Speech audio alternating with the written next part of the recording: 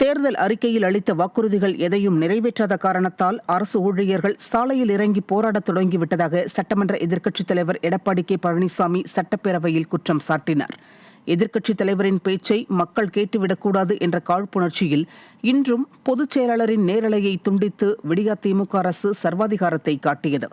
2025-2026 ஆண்டுக்கான நிதிநிலை அறிக்கை மீதான விவாதத்தில் மக்களுக்காக குரல் எழுப்பிய எதிர்க்கட்சித் தலைவர், புரட்சித் தலைவி ஜெயலலிதா ஆட்சிக் காலத்தில் பசுமை வீடு கட்டும் திட்டத்தின் கீழ் 3 லட்சம் வீடுகள் கட்டிக் கொடுக்கப்பட்டதாகவும் அடுத்தடுத்த ஆண்டுகளில் ஆண்டுக்கு 20,000 வீடுகள் கட்டப்பட்டதாகவும் தெரிவித்தார். தொடர்ந்து பேசிய அவர், அதிமுக ஆட்சிக் காலத்தில் விமான நிலையம் அமைப்பதற்கு கோயம்புத்தூர் மாவட்டத்திற்கு நேரடியாக தலைமைச் செயலாளரை அழைத்து விமான நிலையத்திற்கு இடம் தேர்வு செய்யப்பட்டதாகவும் அதற்காக இடம் கொடுத்தவர்கள் 500 பேருக்கு வீடு கட்ட நிதி ஒதுக்குவதற்கான பணிகளை துவங்கியதாகவும் தெரிவித்தார்.